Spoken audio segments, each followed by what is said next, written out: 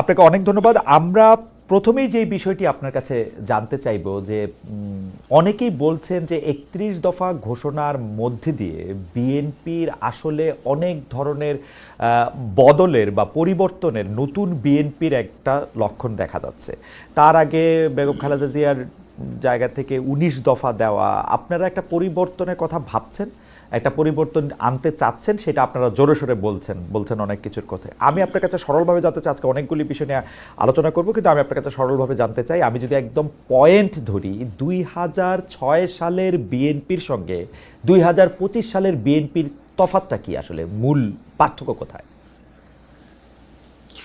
২০০৬ সালের বিএনপি যে নির্বাচন করতে গেল, সেই নির্বাচনটা যে ব্যর্থ হলো, এই ব্যর্থ হওয়ার কারণগুলি সকলেই অবগত। কেউ এটাকে এক একজন এক একভাবে ব্যাখ্যা করতে পারে। আমার কাছে মনে হয়েছিল যে ২০০৭ সালের যে নির্বাচনটা হলো না, এবং আওয়ামী লীগ নির্বাচনে অংশগ্রহণ করলো, সব জায়গায় তারা নমিনেশন পেপার সাবমিট করলো, কিন্তু প্রত্যাহারের দিন সব জায়গা থেকে তুলে নিল। ফলে দেখা গেল যে নির্বাচনটা আর হতে পারেনি, এবং তারপরে জরুরি আইন ঘোষণা এবং 111 নামে যে খ্যাত একটা কাহিনী ঘটলো। আমার গোড়ার থেকে মনে হয়েছিল সেটা একটা বীর রাজনীতিকরণের কোনো প্রক্রিয়া, সুষ্ঠু অবাধ নির্বাচন, জনগণের ভোটাধিকার, এটা মনে হয়েছিল আমার কাছে গৌণ। যদিও আমি তখন সরকারও ছিলাম না, আমি বিএনপির সর্বশেষ যুগ্ম মহাসচিব ছিলাম। তো এটা আমার কাছে ধরা পড়লো তাই। এবং তখন তো আপনারা দেখতে পেলেন যে আওয়ামী লীগের নেত্রী দেশে থেকে গেল, এয়ারপোর্টে বলে গেল মানে এই জরুরি সরকারের সকল কিছু বৈধ করব। তখন তারা কি অবৈধ কাজ করছে তাও জানি না, কেনই বা তিনি বৈধ দিবেন এ কথা বললেন তাও জানি না। পরবর্তী পর্যায়ে দেখলাম যে প্রতিদিনই সাংবাদিকরা আপনার ইয়েতে অপেক্ষা করে, কোথায়, এয়ারপোর্টে অপেক্ষা করে খালেদা জিয়া যাচ্ছেন। হঠাৎ করে আমার একটা কিউরিওসিটি জাগলো, তো আমার তো জানা উচিত।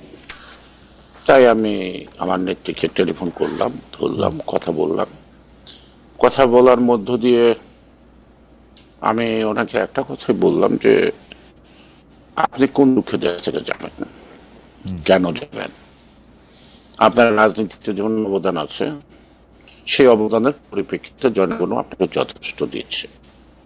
তো এই মুহূর্তে আমি কোনো মতেই মনে করি না আপনার দেশ ত্যাগ করা উচিত।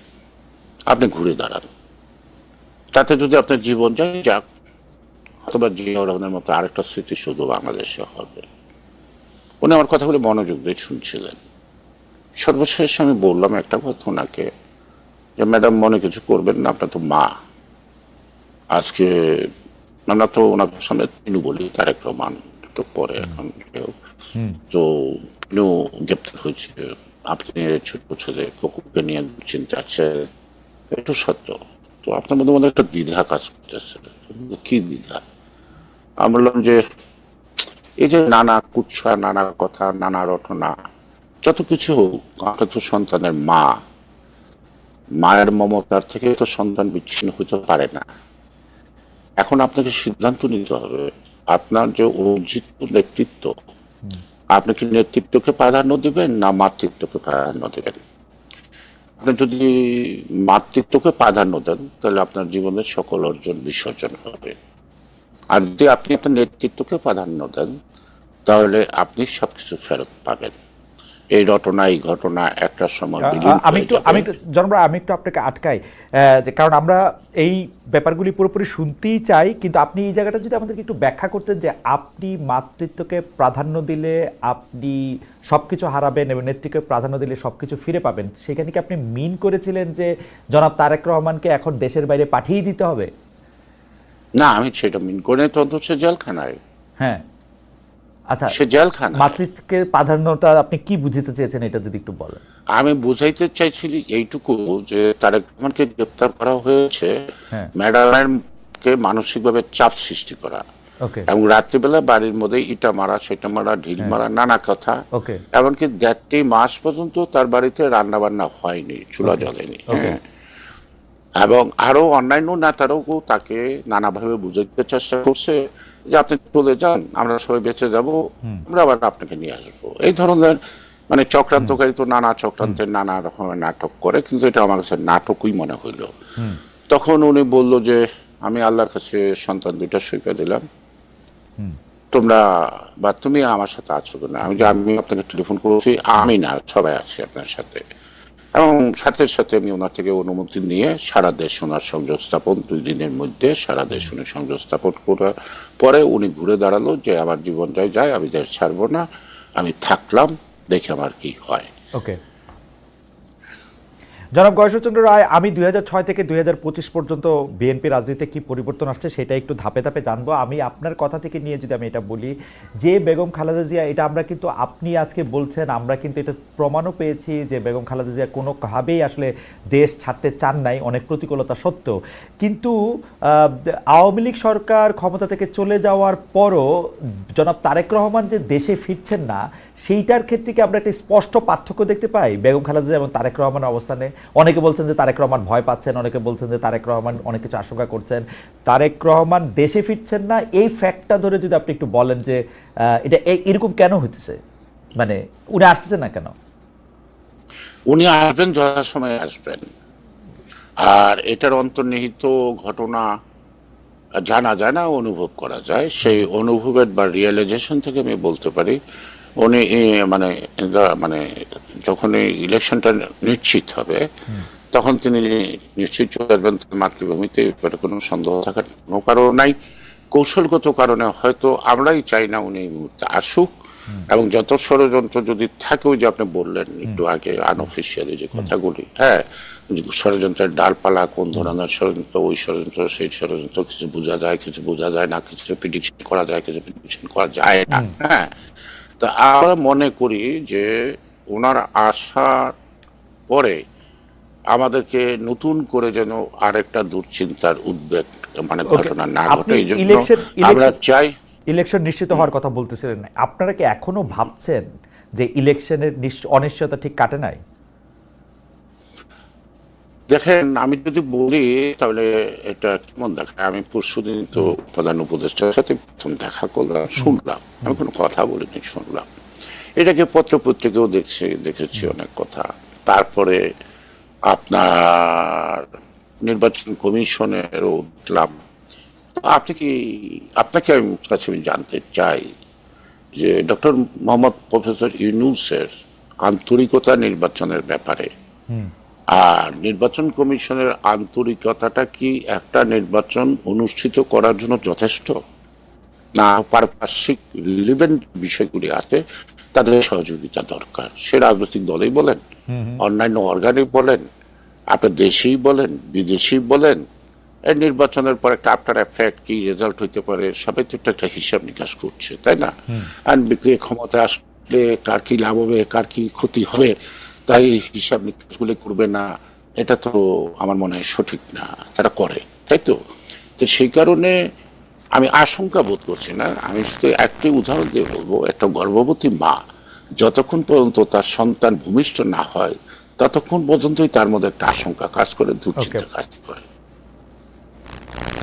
ইন্টারেস্টিং। আমি এটা থেকে আপনি কথাটা একটু আমরা পরে দিয়ে আবার একটু শুনবো। আমি শুধু 2006 আর 2025-এর তুলনায় কুইক কতগুলি বিষয় আপনার সামনে তুলতে পারি যে 2006-তে বিএনপির যেগুলি সমালোচনা ছিল সেই থেকে 2025-এর বিএনপি আলাদা কিনা, যেহেতু তারা 31 দফার মধ্যে সংস্কার প্রস্তাব করতেছে, তার আগে 31 দফার আগে 19 দফা দিয়ে তারা অনেক রকম কথা বলছে। আমি একদম প্রথম থেকে বলি যে ক্ষমতার অপব্যবহারের কথা বারবার বলা হয়েছে, বিএনপির ক্ষেত্রে ক্ষমতার একাধিক কেন্দ্রের কথা বলা হয়েছে, সেইটার ক্ষেত্রে 2006 এবং 2025-এর মধ্যে পার্থক্য আছে কিনা, অর্থাৎ একজন মানুষের কাছে একক ক্ষমতা। আমরা শুনেছি যে, আমরা দেখেছি যে বেগম খালেদা জিয়ার নির্দেশ ছাড়া কোনো কিছু সে সময় হইতো না বইলা বারবার অনেকে অনেক কিছু বলেছেন। তারপরে আবার ক্ষমতার কেন্দ্র জনাব তারেক রহমানের নিয়ে অনেক কথা বলছি। সেইটার ক্ষেত্রে কি কোনো 2006 থেকে 2025-এ পরিবর্তন হয়েছে কিনা? এগুলো তো ধরেন অনুমান ভিত্তিক, হ্যাঁ, সেগুলোকে প্রমাণ করা খুব কষ্ট। হাসিনার কথা ছাড়া কিছু চলতো না আমি বলতে পারি, বাট পার্লামেন্টারি সিস্টেম অফ গভর্নমেন্টে প্রাইম মিনিস্টার কি is all in all to take the decision? The parliamentary system তো একটা কালেকটিভ ডিসিশন নাকি? Even the parliamentary system of government opposition also is a part of a government. হ্যাঁ, তো so that parliamentary system of গভর্নমেন্টে prime minister dictator হওয়ার তো সুযোগ নাই।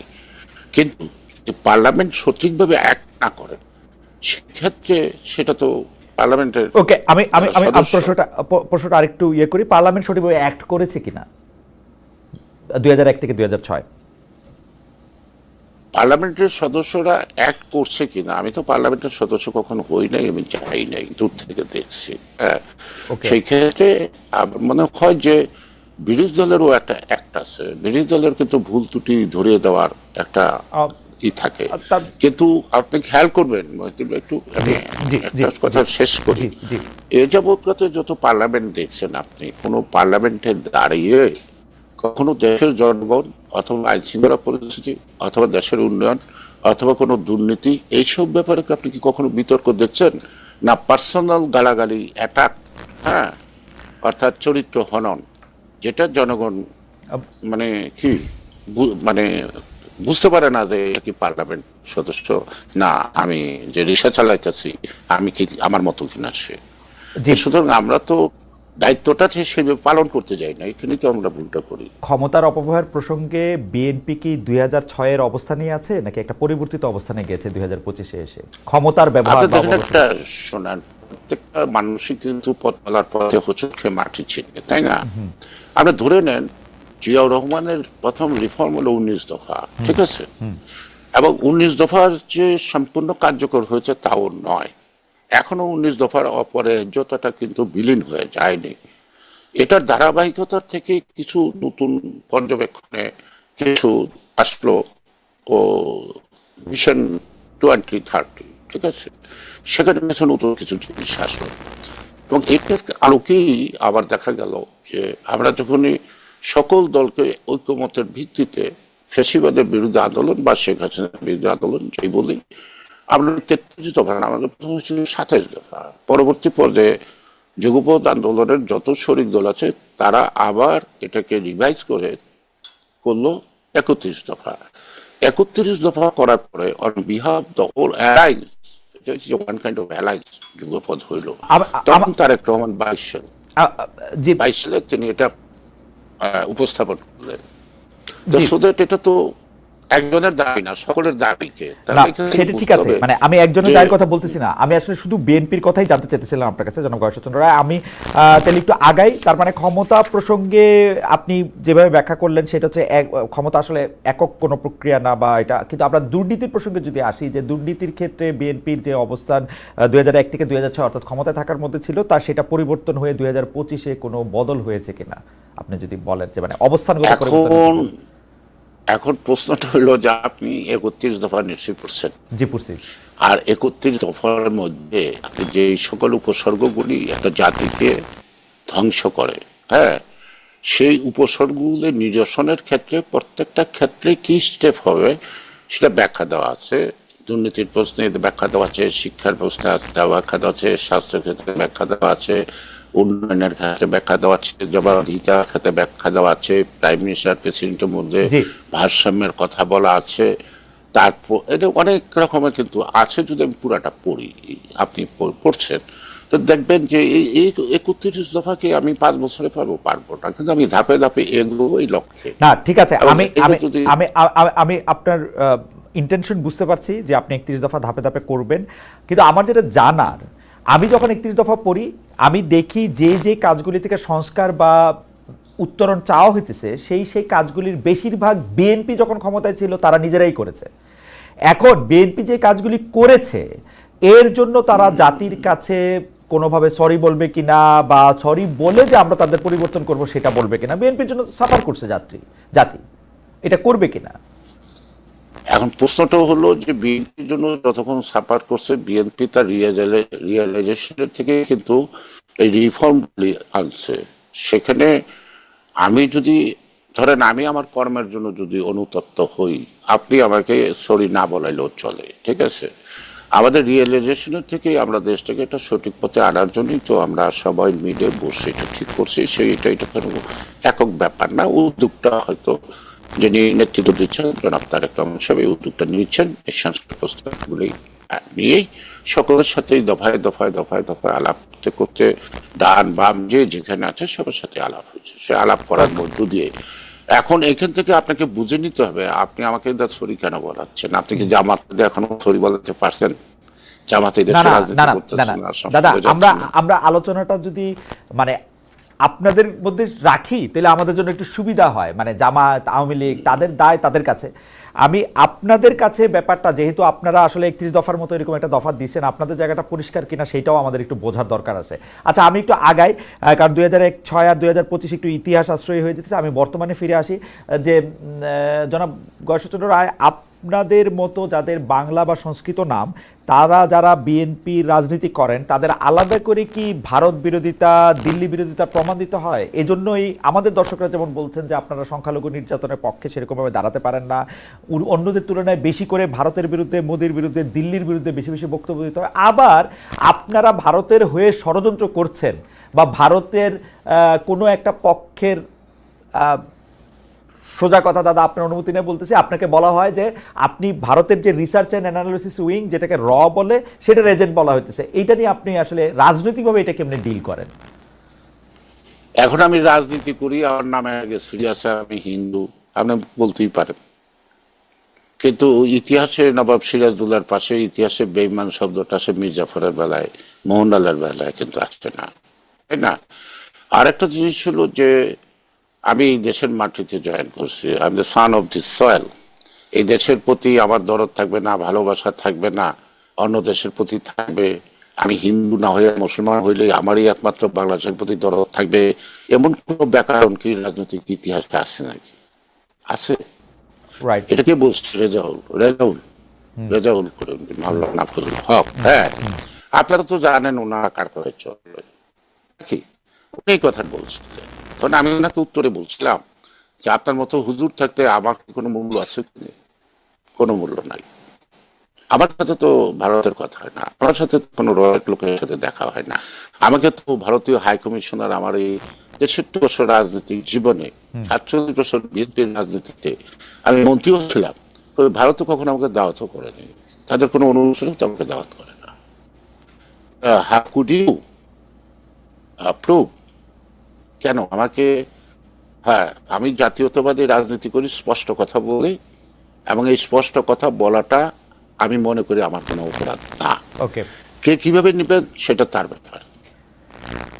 আমরা পরবর্তী প্রসঙ্গে যদি যাই, আমরা আওয়ামী লীগ আমলে দেখেছি যে আপনাকে রক্তাক্ত করে ধরে নিয়ে গিয়ে আবার যেটাকে বলা হইতো হচ্ছে ডিবি অফিস, যেটা হারুনের ভাতের হোটেল নামে একটা জনপ্রিয়তা ছিল, যে সেটাতে আপ্যায়ন করে আপনাকে সেই ছবি ছড়িয়ে দিয়ে আপনাকে রাজনৈতিকভাবে হেয় করা হচ্ছে, এই অভিযোগ করা হয়েছিল। সেই তুলনায় পুলিশের কোনো ইতিবাচক পরিবর্তন হয়েছে কিনা? সম্প্রতি আমরা দেখলাম যে জনাব আব্দুল লতিফ সিদ্দিকীকে, অধ্যাপক হাফিজুর রহমান কার্জনকে একটা সভা থেকে ধরে নিয়ে যাওয়া হয়েছে, এবং সাংবাদিক জনাব মঞ্জুরুল আলম পান্নাকে একটা জায়গা থেকে ধরে নিয়ে যাওয়া হয়েছে, যে তাদের বিরুদ্ধে মব, মব বলবো কি নাম জানি না, তাদের বিরুদ্ধে একটা তাদেরকে বসিয়ে রেখে স্লোগান দেওয়া হচ্ছে। আপনি জানেন তাদের বিরুদ্ধেই হলো, তারা আক্রান্ত, তাদের বিরুদ্ধে ষড়যন্ত্রের অভিযোগ এনে তারা এখন কারাগারে। এবং এইটাকে আপনি আসলে কিভাবে দেখেন? মানে এটা ঠিক আছে? একটা যে ওই যে হারুনের ভাতের হোটেল বোধহয় আমার ঘটনার পরে এটা শুরু হইলো, তাই না? তা হারুন ভাতের হোটেলের আয়োজন করতে পারছে, ছবি তুলতে পারছে। আমি কিন্তু ওই টেবিলে খাই নাই, কারণ আমি অভ্যস্ত না, আমি বাইরের খাওয়া খাই না, কোনো হোটেলেও খাই না, কোনো বিয়ে শাদিতেও খাই না। আমি একদম সাদামাটা খাওয়া খাই, আমার বাসার টেবিল খাই। হ্যাঁ, যাই হোক, তারা সেই নাটকটা করছে। আপনারাই অবজার্ভ করবেন যে যে কোনো কোনো যাওকে ইয়েতে থাকে, কাস্টডিতে থাকে পুলিশের, তাদেরকে আটা রুটি যাই হোক একটা কিছু খাওয়াইতে হয়। আপনি কি ইতিপূর্বে কখনো শুনছেন যে এরকম সোনারগাঁ থেকে হোটেলে না এদেরকে খাওয়ানো হয়? তা আবার দেখেন, আমি তো এর আগেও দিবি অফিসে ছিলাম অনেকবার, আমাদের অন্যান্য নেতৃবৃন্দ ছিল, বা এই যে আজকে বৈষম্য বিরোধী ছাত্র তো ছিল, হ্যাঁ, তাদের যে গায়ে যে অত্যাচার করছে, এটা তাদের সাথে ইতিহাসে শুনছি। এই যে আয়োজনটা সোনারগাঁর হোটেলের, এটা বোঝার জন্য আমাদের দেশের মানুষের সবার তো পিএইচডি করার দরকার নেই, সাধারণ মানুষও বোঝে যে কেন এটা করা হয়েছিল। সে তো সোদের এটার ব্যাখ্যা দিতে আমি রাজি না, তাই না? না, আপনি ওটা এখন ব্যাখ্যা যদি দিন না। হয় এরকম, এখনকার সময়টা যদি আপনি বলেন, এখনকার সময়টা আপনি কি মনে করেন যে যাদের বিরুদ্ধে স্লোগান দেওয়া হলো, বসায় রাখা বলা হলো, তারা বড় ষড়যন্ত্র করতেছে না, এখন সেজন্য তাদেরকে ধরে নিয়ে যেতে হবে, জামিন দেওয়া যাবে? এখন প্রশ্নটা হলো কিচ্ছু নেন। আব্দুল লতিফ সিদ্দিকী যারা যারা গ্রেপ্তার হয়েছে, তারা আওয়ামী লীগ করেন, আওয়ামী লীগ করতেন, এখনো আওয়ামী লীগই করেন, এখনো বক্তব্য দিয়ে তাই করেন। কিন্তু মাঝখানে আপনি ভালো করে জানেন বর্তমান সরকার আওয়ামী লীগের কার্যক্রম স্থগিত ঘোষণা করছে, নিষিদ্ধ ঘোষণা করছে। নিষিদ্ধ ঘোষণার মধ্যে আপনি যে রূপেই যান না কেন, আমি যে রূপে যাই, আমি তো বিএনপি গয়েশ্বরায়, তাই না? সেখানে আমি অন্য পরিচয় যাই, মাইনরিটি পরিচয় যাই, বা কোনো হিন্দু একটা কি ধর্মীয় অনুষ্ঠানে যাই, আমি গয়েশ্বরায়ের নামটা তো মুছে যায় না। রাইট। তো সেই কারণে এটা সরকার ব্যাখ্যা দিতে পারে না, এটা আমি দিতে পারি না। আর পুলিশের চরিত্রের পরিবর্তনের মধ্যে আমি এইটুকু বলবো, তারা নিজেরই আতঙ্কে আছে এখন। ওকে। তাদেরকে দেখলে আগে যেমন মানে রাজনৈতিক পুলিশ দলের নেতারা আতঙ্কে থাকতো, এখন পুলিশ পুলিশ নিজে নিজেই আতঙ্কে আছে। তারা নিজেরাই মুভ করতে চায় না কোথাও কোন ঘটনাটা মোকাবেলা করতে। পুলিশ নিজে আতঙ্কে আসে। আমি যদি এরপরে বলি যে অন্তর্বর্তী সরকারের ভেতরও সরকার থাকার কথা শোনা যায়, ক্ষমতার ভর কেন্দ্র এখন যমুনা ক্যান্টনমেন্ট, কেউ কেউ বলতেছেন যে বিএনপি আসলে ক্ষমতার কেন্দ্রে। আমরা শুনতে পাচ্ছি যে প্রশাসনের প্যারালাল আপনারা নানা সিদ্ধান্ত দিচ্ছেন। তো সেই রকম সিদ্ধান্ত আপনি কীরকমভাবে সিদ্ধান্ত দেন সেইটা আমি বলি আপনাকে কোট করছি। আপনি বলছেন মাঠে, মানে গত এপ্রিলে আপনার একটা বক্তব্য এরকম যে, আমি কোট করছি, মাঠে মেলার বিষয়ে ইউএনও কি বুঝে অনুমতি দিয়েছেন, কি বুঝে বাতিল করেছেন সেটা তার ব্যাপার, কাফনের কাপড় পরে হলেও এখানে আমরা মেলা করব। আমাদের প্রশ্ন, আপনারা কি সমান্তরাল ক্ষমতার প্রয়োগ করছেন কিনা? আমরা শুনতে পাচ্ছি মাঠ পর্যায়ে বা তৃণমূল পর্যায়ে সকল ক্ষমতার উৎস, কেন্দ্র, মালিক সব এখন আপনারা। আমি আপনার এই কথাটার উত্তর দিই, তাহলে আপনারা আবার চলে আসবেন। ও কেরানীগঞ্জের আলো, এই পত্রিকা ছাপা হয় কি হয় না আমি জানি না। সেই পত্রিকার মধ্যে একটা নিউজ আসলো যে আমি ওই মাঠটা দখল করতে যাচ্ছি, ওই স্টেডিয়ামটা আমি দখল করতে যাচ্ছি। এই আওয়াজটার পরেই আমি সেখানে গেলাম, কারণ এই মাঠে আমি 21 বছর বয়স পর্যন্ত খেলছি। এই মাঠটা অন্যেরা দখল করতে পেরেছে, তখন ছাত্র অবস্থায় আমরা অনেকবার রক্তাক্ত হয়েছি, মাঠটাকে আমরা সঠিক জায়গায় রাখছি। এটার নামটা হলো বিটি মাঠ। এই মাঠটা ভেড়া তেগুড়িয়া হাই স্কুলের মাঠ। এখানে বিগত সরকারের বিদ্যুৎ প্রতিমন্ত্রী, তিনি এটাকে স্টেডিয়াম ঘোষণা দিয়ে সাধারণ মানুষের 6 বিঘা জমি নিচ্ছে, কিন্তু তাদের ক্ষতিপূরণও দেয় নাই, কিছু দেয়নি। আর এই মাঠটার মধ্যে প্রতি বছর পয়লা বৈশাখী ঘুড়ির মেলা হইতো এবং একটা বৈশাখী মেলা হইতো। তো দীর্ঘদিন হয় না, তাই আমার অত্র এলাকার মানুষের অনুরোধে আমি এটা করলাম। এখন সেই কারণেই আমি সেদিন বলছি যে এটা অনুমতি দেওয়ারে কি না দেওয়ারে কি, এটা একটা মেলা। আমি মাঠ দখল করতে আসছি, আপনারা সবাই আছেন, সেনাবাহিনীর লোক আছেন, র্যাব আছেন, পুলিশ আছেন, সবাই আছেন, দেখেন মাঠ দখল হয় কি করে। এটা কেন আমি মাঠটা দখল করবো? আবার ইন্টারেস্টটা কি মাঠটা দখল করা? আর এই মাঠটা তো দখলে আমরা রাখছি, মাঠটা ওনারা আত্মসাৎ করতে চেয়েছিল। চারিদিকে বড় বড় নামি দামি হিন্দুরা ছিল, তারা একটা দান করে গেছে, তারা এই দেশে নাই। তাই যারা ভূমিদস্যু তারা এটা দখল করতে চেয়েছিল। আমি কিন্তু আমার যখন 12 বছর বয়স, তখন থেকে এই মাঠ নিয়ে মারামারি। আমি যখন মন্ত্রী হলাম, তারপরে সকল কাগজপত্র ক্লিয়ার করে স্কুলের নামে মাঠটা দিয়ে দেওয়া হলো। তো এই যে প্রথম যে কেরানীগঞ্জের যে আলো, কেরানীগঞ্জের যে আলো যে নিউজটা করলো, আমি মাঠ দখল করতে গেছি, এই কারণেই আমি তখন বললাম যে মেলা হবে, রাইট। মেলা হবে। পরবর্তী পর্যায়ে ডিসি সাহেব জিনিসটা বুঝতে পারলেন, বুঝতে পারা মেলা আমি করার ব্যাপারে আমি শুধু কোনো বাধা পার্সপেক্টিভে, দিলেন দাদা না। আমি শুধু পার্সপেক্টিভে ফালানোর জন্য আমি বলতে চাই যে, ধরেন এখনকার অবস্থা এরকম না, আওয়ামী লীগ সরকার ক্ষমতায় আসে, আপনার এই যৌক্তিক দাবির ক্ষেত্রে কি ডিসি সাহেব ব্যাপারটা বুঝতে পারতেন, বা ইউএনও সাহেব এটা বলার পরে কি আপনি এটা বলতে পারতেন কোনটা? যে আমি মেলা করবই, আপনি যা বলেন তা বলেন? তাহলে বলি, 16ই ডিসেম্বরে একটা বিজয় মিছিল, আমি গেলাম। আমি এই বিজয় মিছিলটা আপনার 16 বছর আগে থেকে প্রথম কেরানীগঞ্জে চালু করলাম। 7 থেকে 8 মাইল লম্বা বিজয় মিছিলটা হয় 16ই ডিসেম্বরের স্বাধীনতার বিজয় দিবস। তো একজন লোক টি শার্ট পরা আইসা আমার সামনে বসলো, আমি তাদেরকে তাকাচ্ছি না, দাদা একটু কতক্ষণ পরে সংক্ষেপে যদি বলবো? বলেন, দাদা একটু সংক্ষেপে যদি বলেন। আমি সংক্ষেপে বলছি। সে বললো যে আপনারা কি করবেন? আমি বিজয় মিছিল অনুমতি দিয়েছেন থানার, আর দেশ স্বাধীন করলাম, যুদ্ধ করলাম, আজকে আমরা বিজয় আনন্দ করবো, তোমার থানার অনুমতি নিবো, তুমি ভাবলা কি করে? তুমি যদি আমার এই বিজয় মিছিল আটকাতে চাও, তোমাকে আধা ঘন্টা সময় দিলাম, তোমার যত ফোর্স আছে তুমি এখানে করো, আমি হাঁটবো, আমি আজকে মরার জন্য আসছি, যদি পারো আমাকে মাইরো। আচ্ছা, কিন্তু তারপরে চলে গেল। আমি কিন্তু 7 মাইল লম্বা সেই বিজয় মিছিল করলাম। কোনো সময় থানার সামনে দেওয়া যায় না, কিন্তু সেদিন থানার সামনে মানে সামনের গেটের রাস্তা দিয়ে গেলাম, কোনো অনেক সময় এড়িয়ে যায়। তো এটা আমাকে পরীক্ষা করে লাভ নাই, কারণ আমি যদি স্বাধীনতা যুদ্ধে অংশগ্রহণ করতে পারি, আমি যদি বিভিন্ন আন্দোলনে অংশগ্রহণ করতে পারি, আমি যদি 29শে জুলাই পুলিশের সামনে বুকের পাঞ্জাবির খুইলা ঠিক আছে। দিতে পারি গুলি আম- করার আম- জন্য, আমরা একটু- আমাকে এই প্রশ্নটা করে ছোট করে না। জি, আমি প্রশ্নটা করতে চাইছিলাম যে আপনারা সারা বাংলাদেশে অলরেডি বিএনপি প্রশাসন মানে মাঠ পর্যায়ের প্রশাসনকে নিয়ন্ত্রণ করছে কিনা?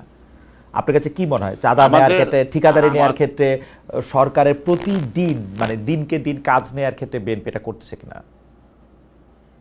শোনেন, আপনি তো সাংবাদিক ছিলেন, আপনি একজন কিন্তু ম্যাজিস্ট্রেট ছিলেন, আইন নিয়ম সবই আপনি জানেন, এবং একটা প্রকিউরমেন্ট রুল আছে, কিন্তু পারচেস প্রকিউরমেন্ট রুল আছে গভর্নমেন্টের, তাই না?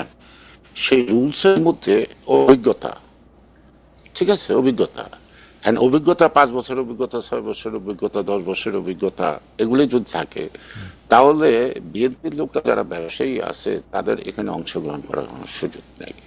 এখনো আওয়ামী লীগের আমলে যারা ব্যবসা করছে সেই ব্যবসা তাদেরই আছে, তারাই টেন্ডারে অংশগ্রহণ করছে, বিএনপি শুধু তারাই টেন্ডার। আমার বিএনপি এখানে গোপালগঞ্জের লোক কাজ করতেছে, কই বাধা দিচ্ছি না তো, কাজ করতেছে, কাজ করো সুন্দর মতো, আমাকে না আমার অসুবিধা থাকবে। বিএনপি তো সুতরাং বিএনপি শুধু বিএনপি তো মাঝখানে এখন টেন্ডার দেওয়ার যোগ্যতা অর্জন করে নাই। না, যোগ্যতা অর্জন করে নাই বলেই তো সে কাজটার আয়োজন করে দিতেছে, যে কাজ করবে তার কাছ থেকে সে কমিশন নিচ্ছে এবং তার কাছ থেকে সে জোর করে বাড়তি টাকা আদায় করতেছে। রাস্তা খারাপ করলেও এখন এটা চলতেছে। ঠিকাদার অন্যরাই আছে, যারা করতো তারা করতো, বিএনপি হচ্ছে, এটা হচ্ছে অভিযোগ, এবং সেই অভিযোগের কিছু সত্যতা, কিছু প্রমাণ আমরা আচ্ছা, নানা জায়গায় দেখতে পাচ্ছি। আচ্ছা, দেখতে পাচ্ছেন, আমি এটাকে মানে অস্বীকার করছি না, সবকিছু তো আমি দেখি না, তাই না? জি, আমার চোখে কতটুকু দেখি, আমি কতটুকু খবর রাখি সারা দেশে।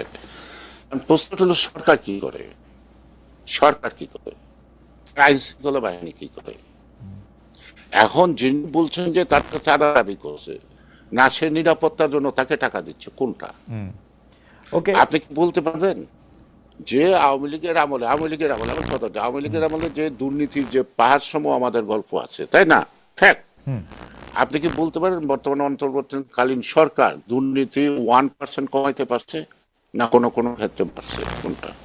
কারণ না, কমাইতে পারে নাই। কোনো উদ্যোগ আছে? কারণ করতে পারে নাই, এইটা নিয়ে আমি আলোচনা করব। আপনি একটু আরেকটু রিসেন্ট বিষয় যদি আমাদের একটু বলেন, যে গণ অধিকার পরিষদের সভাপতি এবং ডাকসু সাবেক বিপি নুরুল হক নূরকে আর্মি ও পুলিশ মেরে রক্তাক্ত করেছে, আহত করেছে, ভিডিও আছে, ছবি আছে, কিন্তু ঘটনার নিন্দা করলেও বিএনপি আর্মি পুলিশের প্রসঙ্গ এড়িয়ে গেছে।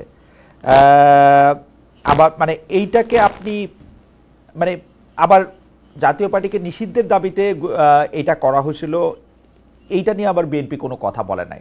বিএনপির এই অবস্থানটাকে আপনি কীভাবে ব্যাখ্যা করবেন, যে বিএনপি আসলে পুলিশ এবং আর্মির কথা বলে না, আবার জাতীয় পার্টির নিষিদ্ধ করা নিয়ে কোনো এরকম একটা অবস্থান নেয় না, মানে সরাসরি অবস্থান নেয় না? বিএনপির এই অবস্থানটা কেন, মানে এরকম কেন বিএনপি? আমি আমি আপনাকে আমি একটা কথা বলি।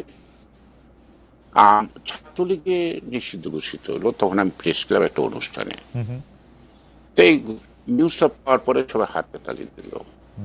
তা আমি বললাম, ছাত্রলীগের নিষিদ্ধ ঘোষণা করছে, আপনারা আনন্দিত, আমিও আনন্দিত।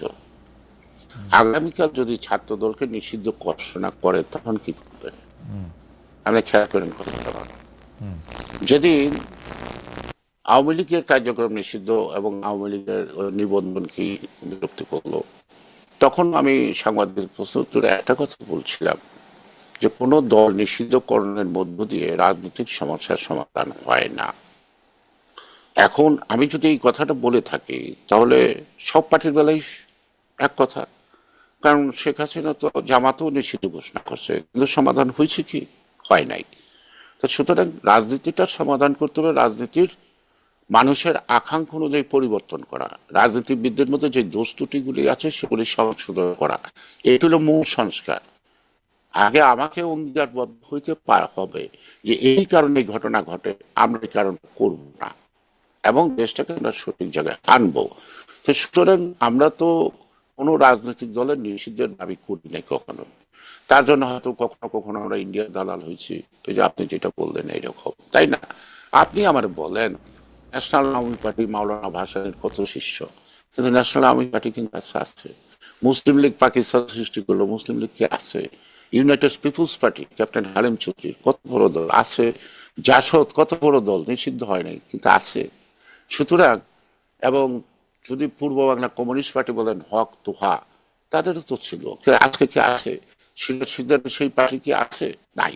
অর্থাৎ রাজনীতিতে জনগণের মনস্তাত্ত্বিক বিষয়টা অনুধাবনের মধ্য দিয়ে জনগণের আকাঙ্ক্ষা যারা বাস্তবায়ন করতে পারবে তারা টিকে থাকবে, যারা পারবে না, যেমন মুজাফর আহমেদ, পঙ্কজ ভট্ট। অর্থাৎ আপনি মনে করছেন যে রাজনৈতিক দলগুলিকে নিষিদ্ধ করার জায়গাটাতে আপনারা নাই, কিন্তু আপনারা ভিপি নূরকে যে আর্মি আর পুলিশ মিলে মারলো আপনারা দেখলেন, কিন্তু সেইটা আপনারা বিবৃতিতে বললেন না কেন?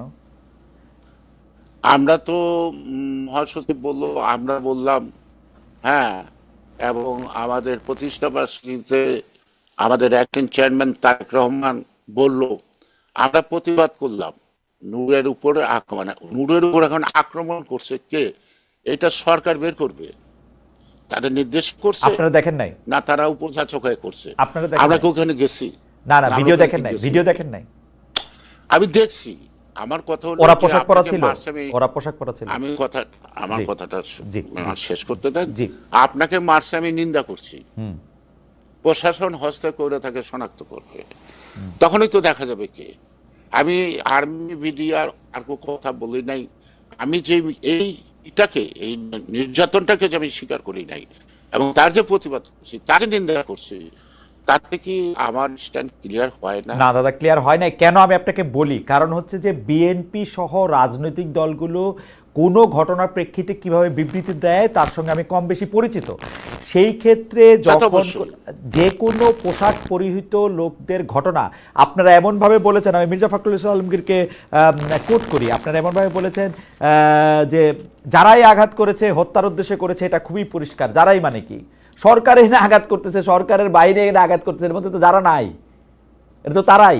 এখন এখান থেকেই তো পরিষ্কার করে বের করতে হবে, জবাবটা তো সরকারকে দিতে হবে, আমাকে, আমি তো জবাব দিব না এই ঘটনার। আপনি এটার মধ্যে কোন রকম মানে অন্য কিছু দেখতেছেন না? তাহলে আমরাও পরিষ্কার হইলাম যে না, এটা আপনারা সরকারের কাছে বলটা ঠেলে দিলেন, তাই তো? না, সরকারের কাছে বলটা ঠেলে দিলাম এই কারণে, জি, সরকার এই ধরনের একটা, হ্যাঁ, ইতে কেন তারা খেয়াল রাখলো না? গোয়েন্দা সংস্থা রিপোর্ট কেন থাকলো না? কি করতে পারে এবং আপনাকে বুঝতে হবে, তাই না? আর বিপি নূরের প্রতি আমাদের যথেষ্ট সহানুভূতি আছে, যথেষ্ট ভালো সম্পর্ক আছে, আর যে কোনো অবদান আছে তাকে তারা আমরা মূল্যায়নও করি সেভাবে। আমাদের নেতৃবৃন্দ তাকে দেখতেও গেছে, রাইট, হ্যাঁ, এবং আমিও এটা প্রতিবাদ করছি। এখন প্রশ্নটা হলো যে শোনেন, সবসময় সব কথা রাজনৈতিক দল বা রাজনীতিবিদরা প্রকাশ্য বলে না, তার অর্থ কে দোষী সেটা বোঝে না তা কিন্তু না না দাদা, আমি একদম পরিষ্কার বুঝতে পারতেছি আপনি কি বলতেছেন। সবসময় সব কথা আপনাদের পক্ষে বলা সম্ভব হয় না, কিন্তু যেই সব কথাগুলি ডেলিবারেটলি গোপন করতেছে দলগুলা, সেই সব কথাগুলি কেন গোপন করতেছে সেইটাও আমি একটু বুঝতে চেষ্টা করতেছি। কারণ আমি দেখতেছি যে এই সরকার এখন মোটামুটিভাবে বিএনপির পকেটে ঢুকে গেছে। আপনারা এই সরকারকে পরিচালিত করতেছেন, এই সরকারের বিভিন্ন কিছুর জন্য আপনারা দায় নিবেন, সেটাই স্বাভাবিক, এবং এই সরকারকে বাঁচাতে চেষ্টা করবেন, সেটাও স্বাভাবিক। আমি এইটা আরেকটু পরিষ্কার হতে চাইতেছিলাম। এখন আপনার কথা শুনে আমি পরিষ্কার যে আপনার ইচ্ছা করেই এই দুইটা শব্দ বলেন নাই, যে এটা মিলিটারি করছে না পুলিশ করছে। না, ইচ্ছা করে বলেন নাই। রাজনীতিতে সবসময় সব কথার উত্তর দেওয়া হয় না। ওকে, পরিষ্কার। সব কথা আমার মনে তার মানে না, শোনেন, জি, তার মানে না দোষী ব্যক্তিকে আড়াল করা। এই সরকারকে পরিচালিত করছে কে? এই সরকারের বেনিফিশিয়ারি আগে এনসিপি, এখন বিএনপি। না, আগে এনসিপি, আগে জামাত, আগে তারপরে জামাত, এনসিপি, জি, আগে জামাত, আগে এনসিপি, জামাত। এখন বিএনপি। তারাই তারাই আছে। নো, বিএনপি কোনো নাই এখানে, কোনো বেল ওকে। নাই, কোনো বেল নাই। বিএনপির শক্তি আছে, সামর্থ্য আছে, হয়তো নূরের উপর যেভাবে আঘাত করছে এইভাবে আঘাত করার মতো শক্তি সামর্থ্য সরকারের অভাব আছে। আচ্ছা, আমি একটু আগাই। সেটা হচ্ছে যে মানে বিএনপিকে বলা হচ্ছে যে বিএনপি একটা মধ্যপন্থীর দল, সবসময় একটি সেন্টার রাইটের একটা জায়গা, কিন্তু বিএনপিতে নিশ্চয়ই। নানা ধরনের ধারা, মানে বাম ধারা, ডান ধারা, মুক্তিযুদ্ধপন্থী, মুক্তিযুদ্ধ বিরোধী, এমন ধারার মানুষের মিশ্রণ আছে। বলা হয় যে বিএনপিতে এক এক সময় এক একটা ধারা রুল করে। তো অ্যাডভোকেট ফজলুর রহমান, বিএনপির একজন নেতা, তাকে শোকজের নোটিশ দিয়ে তাকে 3 মাসের জন্য সকল কার্যক্রম বন্ধ করতে বলে বিএনপিকে কি এখন বলা যায় যে যে বিএনপিতে এখন মুক্তিযুদ্ধ বিরোধী বলে যে অংশটুকু পরিচিত তার প্রভাব বেশি? কারণ আমি প্রশ্ন করতেছি, অ্যাডভোকেট ফজলুর রহমান যা কিছু গত 3 মাসে, 6 মাসে, 9 মাসে বলছেন, 1 বছর আগেও তাই বলছেন। আসলে 1 বছর আগে তার দোষ দেখা গেল না, 3 দিন আগে বলার দোষ হইলো কেন? মানে এইটারটা যদি একটু বলেন। একটা জিনিস হলো কি, দেখেন, আপনি তো ইউটিউবার না, আপনি তো একটা নিয়মিত অনুষ্ঠান করেন। আপনার প্রশ্নের মধ্যে কিন্তু শানিত আক্রমণ থাকে, কিন্তু তারপরেও কিন্তু আপনাকে সবাই প্রশংসা করে, তাই না? এটাই আপনার কৌশল, এটাই আপনার যে ই। আমি আমি চেষ্টা করি। মনে করি, হ্যাঁ, হ্যাঁ। আবার অনেক ইউটিউবাররা, হ্যাঁ, দেখেন, যে ভাষায় কথা বলে, যে ভাষায় আক্রমণ করে, এখন ওই কথার উত্তর দিতে গেলে আর আবার পাল্টা আক্রমণ আসে, তাই না? তো আমার মনে হয় আমরা যারা লেখাপড়া করছি, দাবি করি, আমরা যারা যাই করছি নাকি দাবি করি, আমাকে তো সেই ধারায় চলতে হবে। আক্রমণের তো ভাষা অনেক আছে, অনেক শানিত ভাষা আছে, এর উত্তর দেওয়া অনেক সময় অনেকের জন্য কষ্ট হয়ে যায়, তাই না? কিন্তু আমি মেঠো গালাগালিটা কেন করি যে কারোর সম্বন্ধে, কেন করি? আমি আপনারা মানে বলতে পারেন আপনি দুর্নীতির সাথে জড়িত নাকি, বলতে পারেন। আপনি যদি বলেন আপনি একটা চোর, আপনি একটা বাটপার, এই কথা যদি বলেন, তাতে কি আপনার মান কমে না আমার মান কমে? আপনার বক্তব্য একদম তাই না? পরিষ্কার। কিন্তু চোর বাটপার যারা অ্যাডভোকেট ফজলুর রহমান আরো 1 বছর আগের থেকে বলতেছেন, তখন কেন তাকে সাবধান করা হলো না? তখন কেন তাকে উপভোগ করা হলো? না, আপনি কি ভাবেন নাই যে ওনাকে নিশ্চয়ই কিছু বলা হয় নাই? আমরা ওকে। কি কথাবার্তা বেলায় আমরা কি সবারই বলি? যেমন মনে করেন এনসিপি নিয়ে আমরা কম কথা বলি, কেন কম কথা বলি? ওদের যে বয়স, এই বয়সে যে আবেগ, ওরা আবেগ তাড়িত। ওদের বিবেকটা যখন শানিত হবে, ওদের যখন অভিজ্ঞতা বাড়বে, তখনই ওরা তাদের অতীতের ভুলগুলি বলতে পারবে, করতে পারবে। সুতরাং ওরা আমাদেরকে যে ভাষায় কথা বলুক, আমরা সেই ভাষায় কেন ওকে উত্তর দিতে যাই? দরকার কি? ওদের একটা তো অবদান আছে, এই অবদানটা তো আমি অস্বীকার করতে পারবো না। এখন এই অবদানটা যে প্রাপ্তিটা, এই প্রাপ্তিটা দেশ থেকে দিয়েছে, এই প্রাপ্তিটা ধরে রাখার দায়িত্ব কিন্তু তাদের। সেই কারণেই তারা যদি একটু সংযত হয়, ক্ষতিটা কি, তাই না? তাদের অবদান কিন্তু অস্বীকার, তাদের সামর্থ্যের অভাব থাকতে পারে এখন, কিন্তু তাদের অবদানটাকে আমি তো ছোট করে দেখতে পারি না। আমি মুক্তিযুদ্ধ করছি বলেই, আমি কোনো অপরাধ করলে, আপনি যখন ম্যাজিস্ট্রেট ছিলেন, মুক্তিযোদ্ধার অপরাধ করলে আপনি যদি কোনো ক্রিমিনাল ইয়েতে পড়ে, তার মুক্তিযুদ্ধ বিচার আপনি না, করবেন না? না, মুক্তিযুদ্ধের জন্য তো কোনো ইন্ডিমনিটি নাই, কারোর জন্যই কোনো ইন্ডিমনিটি কখনোই থাকা উচিত না। আছে, আছে না? না, তো সেই কারণে আমি কোনো জন- বললাম যে ফজলুর রহমান সাহেব একজন বিজ্ঞ লোক, যথেষ্ট ভালো বক্তৃতা দেয়। ওনার বক্তৃতা ঘন্টার পর ঘন্টা শোনে মানুষ। ওনার বক্তৃতার মধ্যেও কিছু অশালীন শব্দ ইদানিংকালে আমি দেখছি। আমি ওনার সাথে কথা বলার সুযোগ পাইনি, আমার সাথে ওনার ভালো সম্পর্ক নিশ্চয়ই আগাগোড়াই ছাত্র জীবন থেকেই ভালো সম্পর্ক, কারণ একই সময় একই জায়গায় একই চত্বরে তো ছিলাম। তো আমি মনে করি উনি এত সুন্দর সুন্দর ভাষায় বক্তৃতা দিতে পারেন, সুন্দর সুন্দর ভাষায় উনি আক্রমণও করতে পারেন। সেখানে কিছু শব্দ, আপত্তিকর শব্দটা উচ্চারণ না করলে বরং ওনার ওজনটাই ওকে, ভালো থাকে। ওকে, আপত্তিকর শব্দের কথা আপনি বলছেন। আমি এবার একটু পরিবর্তনের কথায় আসি। পরিবর্তনের কথা বলার আগে আমি একটু দর্শকদের কাছে, আমরা একটা জরিপ চালিয়েছিলাম, সেই দর্শকদের জরিপের মধ্যে আমরা জানতে চেয়েছিলাম যে জাতীয় পার্টিকে পিআর পদ্ধতি নিয়ে কথা বলতে হয়। জিয়াউর রহমান রাষ্ট্রপতি শাসিত সরকার ব্যবস্থা চর্চা করেছেন, কিন্তু 91 সালে আপনাদের নেতৃত্বেই এর পরিবর্তন করে সংসদীয় ব্যবস্থা এসছে। এখন একটা পিআর ব্যবস্থার কথা হচ্ছে, আপনারা পিআর ব্যবস্থার বিপক্ষে কেন? আপনি যদি অল্প কথায় বলেন যে আপনি বলেছেন পিআর পদ্ধতি খায় না মাথায় দেয়, এটাই শিরোনাম হয়েছে আপনার এই বলাটা নিয়ে। আপনি এটাকে একটু বলবেন যে পিআর নিয়ে আপনাদের এত কি দ্বিধা? আমি আপনার কাছে বিনয়ের সাথে বলবো, আমি এখন ওই বিষয়টা বুঝি না, যেহেতু আমি চর্চা করি নাই, তাই না? আমি আপার হাউস, লোয়ার হাউস বিভিন্ন দেশ আছে, সেটা নিয়ে কম বেশি বুঝি।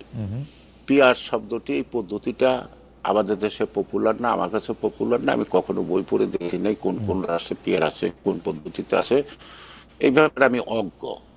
সেই কারণেই কথাটা আমি বলছি যে এটা যখন আসছে, এটা এই কথাটাও আসছে, আমি জিজ্ঞেস করলাম যে মুরব্বীদেরকে, যে আপনাদের মা বাবার যখন বিয়ে হয়েছে, হয়তো মা বাবা বিয়ের সময় নাকি একজন আরেকজনকে চিনছে, কিন্তু এখন আপনার মেয়েকে আপনি যখন বিয়ে দিবেন, সে তার কার কাছে বিয়ে দিতেছেন, বা যে ছেলে কাছে বিয়ে দিতেছেন সে কি জানতে চাইবে না? আপনি যা বলবেন তা শুনবে? নিশ্চয়ই শুনবে না, তা জানতে চাবে। ছেলে কি করে, ছেলের স্বভাব চরিত্র কিরকম, তার আয় রোজগার কিরকম, লেখাপড়া কতটুকু, তার ম্যানার কতটুকু, কত কিছু জানতে চায়, তা তো। তো এখন আপনি একজনকে ভোট দিবেন, তাকে না দেখে দিবেন আগের মতো। আমার মায়ের বিয়ে হয়েছিল, আমার বাবা জানতো না, হয়তো যেদিন আসতে বাড়িতে সেদিন আমার বাবা আমার মাকে চিনছে। পিয়ার কিন্তু পদ্ধতি নিয়ে আজকে কি যথেষ্ট আমার, পরিমাণে পরীক্ষা নিরীক্ষা না করে আপনি এই বিষয়টা না বুঝে এটা নিয়ে আসলে মানে এটা ইন্ট্রোডিউসড হোক এটা চান না? না, এটা কথা হলো যে আমি নিজে যখন বুঝি না, আমি তো অতটা মূর্খ না, যতটুকুই লেখাপড়া জানি, জি তাতে জি। যদি আমার বুঝতে কষ্ট হয়, সাধারণ মানুষ এটা বুঝে কিনা সেটা আপনাকে আমি কিছুটা ওকে। আপনার ছেড়ে রেখে দিলাম। হ্যাঁ, আমরা দেখেছি যে ইসকনের বহিষ্কৃত নেতা ও সনাতনী জাগরণ জোটের মুখপাত্র চিন্ময় কৃষ্ণ দাস ব্রহ্মচারীর গ্রেপ্তার, দীর্ঘদিনও তার জামিন না পাওয়া, এসব নিয়ে ভারত সরকার বিভিন্ন সময়ে বিভিন্ন উদ্বেগ প্রকাশ করেছে। দল হিসাবে বিএনপি বিষয়টা কীভাবে দেখে, আপনি আসলে কীভাবে দেখেন? এক বছর ধরেও ইসকনের নানা ধরনের কর্মকাণ্ড নিয়ে নানা আলোচনা সমালোচনা অব্যাহত আছে। এই প্রসঙ্গ ধরে একটু আপনার কাছে জানতে চাই যে বিএনপির অবস্থান কি, আপনার অবস্থান কি?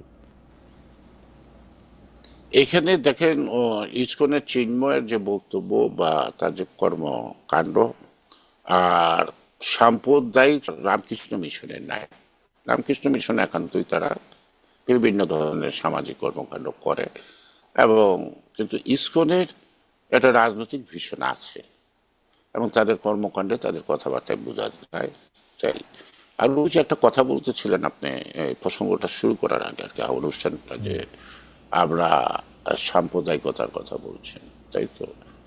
আমার মনে হয় যে আমাদের একটা নারী ও শিশু ফোরাম আছে, অধিকার ফোরাম, আমাদের বেগম সেলিনা রহমান আহ্বায়ক এবং নিপুণ রায়চৌধুরীটার সংগঠন সদস্য সচিব। ওরা কমপক্ষে হিন্দুদের উপর আক্রমণ হয়েছে এরকম 30টা এলাকায় গিয়েছে, তাদের সকল ঘটনা। সারনাথে একটা ঘটনা ঘটছিল, যেটা আওয়ামী লীগের যুবলীগের লোকরা করছে, সেটাও সরজমিনে তারা তদন্ত করতে গেছিল। তদন্ত রিপোর্টটা প্রকাশ করার পরের দিকে নিপুণকে গ্রেপ্তার করা হয়। ওই এলাকাটা ছিল তখন আইজিপি, যিনি এখন জেলখানা আছেন, তার এলাকা শালনাথে। তো সুতরাং আমরা বর্ডার পর্যন্ত বিভিন্ন নারী শিশু নির্যাতন এটাকে বানানোই হয়েছে যে এই বিষয়গুলো দেখা। এখন একটা জিনিস বলি ময়নদীপ ভাই, আমাকে যখন মাথা ফাটায়, আমাকে যখন গ্রেপ্তার করে, তখন ঢাকেশ্বরী মন্দির বলেন, ইসকন বলে, তারা উদ্বেগ প্রকাশ করে না, এমনকি গোপনে টেলিফোনে সহানুভূতিও জানায় না। কিন্তু একইভাবে যখন একটা হিন্দু আওয়ামী লীগ কইরা যদি মানুষের উপর অত্যাচার, নির্যাতন বা ক্ষমতার অপব্যবহার করে থাকে, তার উপরে যদি কেউ ক্ষিপ্ত হয়ে আক্রমণ করে, তখন তাকে বলা হয় হিন্দুদের উপর অত্যাচার। এটাকে আপনি কিভাবে মূল্যায়ন করবেন? বাংলাদেশে যা কিছু হয় আমাদের দেশে অনেকবার, সেটা হলো রাজনৈতিক সহিংসতা, কিন্তু মূল অর্থে যেটা সাম্প্রদায়িকতা বলা হয়, বাংলাদেশের মানুষ সাম্প্রদায়িক না। এবং এই পূজা পার্বণের মধ্যে দেখা যায় যে সিংহভাগ অর্থ বা মুসলমানরা পাড়া প্রতিবেশীরা যায়, তারা আনন্দ করে, তারা যোগাযোগ করে তারা পূজাটা করাইতে উৎসাহিত করে। তাই তো আমি এটা দেখে আছি ছোটবেলার থেকে। বাংলাদেশের মানুষকে সাম্প্রদায়িক না আপনি বলছেন, কিন্তু সম্প্রদায়গত ইস্যুগুলিকে বিএনপি নানাভাবে তো ব্যবহার করে, তাই না? না, বিএনপি সবসময় এই ব্যাপারে সঠিক সিদ্ধান্তে থাকে। এখানে বিএনপি কিন্তু একটা জিনিস বুঝাই, বিএনপির নীতিতে আছে আপনার ধর্মীয় মূল্যবোধ, ইসলামিক মূল্যবোধ শব্দটা নাই ঘোষণা করতে, ঠিক আছে? অন্যান্য একটা ইসলামিক মূল্যবোধ আছে, ঠিক আছে, কিন্তু আমরা কিন্তু ধর্মীয় মূল্যবোধ মানে এখানে নানা ধরনের ধর্মের লোক হইতে আছে। প্রত্যেকটা ধর্মীয় মূল্যবোধই কিন্তু বিপদগামী করে না মানুষকে, মানুষকে সুশৃঙ্খল পথে রাখে। আপনার ধর্মে যেটা পাপ, আপনার আইনে সেটা অন্যায় নাকি? আমার আমার মনে হয় যে এই ব্যাপারটার ক্ষেত্রে বিএনপির অবস্থানটা আমার কাছে একটু অপরিষ্কার মনে হয় সবসময়। কারণ হচ্ছে যে যখন অন্যান্য ক্ষেত্রে যাদের জোর কম, সেটা মানে সংখ্যালঘু বা ওই শব্দ যদি আমরা না বলি, হিন্দু বৌদ্ধ খ্রিস্টান সম্প্রদায় না হয়েও যাদের জোর কম, সে যদি এখন একটা মাজারের খাদেম হয়, সুফিবাদী হয়, বাউল গান গায়, তার উপরেও একটা আক্রমণ চলতে সময় আমরা বিএনপির অবস্থানটা একটু আমরা দেখি যে বিএনপি আসলে সোজা গলায় বড় গলায় এগুলি সমালোচনাও করে না, কেমন জানি মানে ঠিক আক্রমণ উস্কে না দিলেও মানে পাশে থাকে আর কি। তাই মানে তো এটা আমি দেখছি যে বিএনপি কেমন জানি অনেক ক্ষেত্রেই এইসব ব্যাপারগুলিকে ডিল করতে চায় না, তারা মনের ভিতরে কেমন আমি এটা জানি না, কিন্তু এই যে ধরেন এই সরকার ক্ষমতায় আসার পরও বিভিন্নভাবে যাদের জোর কম তাদের উপর হামলা হয়েছে, সেটা মাজারপন্থীরা হোক, সুফিবাদীরা হোক, সেইটা একটা জায়গা থেকে এক ধরনের আদর্শে বিশ্বাসীরা আরেক ধরনের আদর্শ বিশ্বাসীদের উপরে হোক, হিন্দুদের উপরে হোক, কিন্তু বিএনপি খুব জোর গলায় এটা প্রতিবাদ করে আমার না। আবার আমাদের এলাকার মধ্যে কয়েকটা এরকম আছে, কি বলা হয়, ও ওই যে যেই বাদী বললেন তাদের আর কি আছে, কিছু ভক্তকুল আছে, তারা ও এটা চিস্তি কি এটা আছে, সব এখানে আসে, মানে তারা আরেক লেন আর কি, মাজারপন্থী। তো কয়েকবার ভাঙার উদ্যোগ নিচ্ছে। প্রত্যেকবার কিন্তু আমি ব্যক্তিগতভাবে একদিন ছিলাম, আর বাকি প্রত্যেকটা সময় কিন্তু আমরা টাচ করতে দেয়নি তাদেরকে, দেয়নি। এখন প্রশ্নটা হলো যে ইসলামের মধ্যে নানা ধারা প্রচলন হয়ে গেছে। আমাদের জামাত ইসলাম চরমোনাই কি এক, আপাতত ইসলাম কি এক ভাবনার লোক না, তাদের মধ্যে তো আছে, অনেক যথেষ্ট ফাঁক আছে, করাচ্ছে। আমি যেটা বলবো যে সেটা যেহেতু বিএনপি মধ্যবর্তী দল, ধর্মীয় উন্মাদনাটাকে বিএনপি ওন করে না। হ্যাঁ, অর্থাৎ বিএনপি একটা কথা বলে, হ্যাঁ, উন্মাদনাটাও করে না বলে কোনো কোনো ক্ষেত্রে এড়িয়ে যায়, এই জন্য যাতে আবার একটা কথা ফসকে গেলে সেটার মধ্যে একটা বড় ধরনের দুর্ঘটনা না আচ্ছা, ঘটে। এগুলো স্পর্শকাতর ব্যাপার। আমি আহ, আহ, একটা প্রসঙ্গে আপনি যেহেতু মানে আপনি যেহেতু সারা জীবন ধরে রাজনীতি করেছেন, সেটাই আমাদেরকে বলেছেন যে এখন রাজনীতি কি একটা কেরিয়ার হতে পারে, মানে রাজনীতি দিয়ে কি ঘর সংসার আয় হতে পারে? আপনি পূর্বপুরুষগতভাবে অনেক ধনবান হইতে পারেন, আপনার ব্যাপারটা আলাদা, কিন্তু কেউ কি রাজনীতি দিয়ে তার ঘর সংসার চলতে পারবে? বা দেখেন, রাজনীতি যে করে তাকে তো ব্যবসা করতে কেউ মানা করে না। নিয়ম মাফিক ভাবে যদি কিন্তু কেউ আপনি যে ব্যবসা পরিমাণ করে, সময় দিয়েছেন সেই পরিমাণ সময় দিলে তো ব্যবসা আর হবে না, রাজনীতিটাই তো করতে হবে। না আর না, এখন প্রশ্নটা হলো যে আমি যে পরিমাণ সময় দিচ্ছি, আমি তো উঠতি বয়সে ব্যবসায়ী ছিলাম, তাই না, ব্যবসা করছি। এখন আমি যখন রাজনীতি করি, আমার পেটের ভাতের জোগাড়ের জন্য কোনো না কোনো কিছু তো করি যে তো তা না, আমি ইনকাম ট্যাক্স দিই, আমাকে ইনকাম ট্যাক্স দিতে হয়, তাই করতেই। এখন আমার কাছে যেটা মনে হয় সেটা হলো যে রাজনীতিবিদদের রাজনীতি করার ক্ষেত্রে একটু ত্যাগ স্বীকার করতে হয় সর্বোচ্চ, না হলো ন্যূনতম ত্যাগ স্বীকার না করতে পারে যারা, তাদের রাজনীতিটা না করা উচিত। রাজনীতিটাকে পুঁজি করে যারা বিদ্যমান হতে চায়, সম্পদশালী হতে চায়, তাদেরকে আমি হেরি না করি। না, ধরেন আমি সম্পদশালী হইতে চাইলাম না জনাব গয়েশ্বরচন্দ্র রায়, আমি শুধু আমার ঘরে আমার পরিবারে যারা আছেন তাদেরকে ভাত রুটি ডালেরই ব্যবস্থা করতে চাইলাম, সেটা আমি কেমনে করে করব রাজনীতি যদি আমি করি? রাজনীতি তো আমার আমি বেতন দিচ্ছে না, বেতন দিচ্ছে না তো। আমি রাজনীতি করি, তার মানে কি আমার ট্রেড লাইসেন্স নাই? আমি কি একটা কোম্পানি খুলতে পারি না? ওকে। আমি কি 10টা কর্মচারী রাখতে পারি না? জি। তাদেরকে দিয়ে আমি মাঝে মাঝে সময় দিয়ে আমি কি এই ব্যবসাটা পরিচালনা করে রাখতে? আমি ওকে। 1985 সালে টেক্সটাইল মিল করছি, আচ্ছা। আমি বলে দিই, হ্যাঁ। সমতা টেক্সটাইল। হ্যাঁ। আমি এখানে আমার পার্টনার সময় দিচ্ছি, আমি দিতে পারি নাই। পরে দেখলাম যে পার্টনাররা তো সময় দিচ্ছে, খাইছে টেছে ঠিকই, আমার ভাতাও ঠিকই দিচ্ছে, কিন্তু ব্যাংকের টাকা জমা দেয় না। যার ফলে ঋণ খেলাপি হলো 2013 সালে 17 কোটি টাকা ব্যাংকের সাথে বসে আলাপ করে ইন্ডাস্ট্রিটা বিক্রি করে 17 কোটি টাকা ফেরত দিয়ে দিলাম। তা ব্যবসা তো করতেই পারি, ব্যবসা করতে তো না কোনো না সমস্যা না, নেই। আমি কোনো সমস্যার কথা বলতেছি না। ঠিক আছে, আমি আপনার তাহলে এবার প্রশ্নটা করি যে আপনি তো ব্যবসা করেন, আমরা জানি। আপনার যিনি শীর্ষ নেতা আছেন এই মুহূর্তে, জনাব তারেক রহমানের কি ব্যবসা করেন? মানে উনার আয়ের উৎস কি? এটা কি পরিষ্কার হওয়া দরকার? এটা কি জনগণের জানা দরকার? এটা কি জনগণের জানার অধিকার আছে? তারেক রহমান তো ট্যাক্স ফাইল আছে নিশ্চয়ই। না, ট্যাক্স ফাইল থাকা তো এক জিনিস, কিন্তু আমরা কি এটা জানতে পারি যে উনি আসলে কি করেন? উনি কি করেন, ওখানে ব্যবসা করেন না কিভাবে চলেন, নিশ্চিত ওখানে আছে ওটা, তাই না? থাকতেই তো হবে, আমি কি ওনার থাকতেই হবে। না মানে আমি কি ওনাকে জিজ্ঞেস করতে হবে আপনি কি করেন? আবার জিজ্ঞেস করলে কি সমস্যা? মানে আবার আপনি না কি আমি কেন কেন আপনার কোনো অভিযোগ আছে যে উনি ওখানে চাঁদাবাজি করে খায়? না না, আমি তো এই সিক্রেটটা, বা যেটা সিক্রেট না, মানে আমার আমার আমার ঘটনা হচ্ছে, ধরেন আমার পরে যারা আছেন, আমার মেয়েই ধরেন রাজনৈতিক আদর্শ হিসেবে তারেক রহমানকে নিতে চান, তারেক রহমানকে ফলো করতে চান, তো ও যদি আমাকে প্রশ্ন করে যে কিন্তু আমার আয়টা কেমনে হবে, বিশ্বের অন্যান্য রাজনীতিবিদদের তো আমরা জানি, উনারটা আমরা কিভাবে জানবো?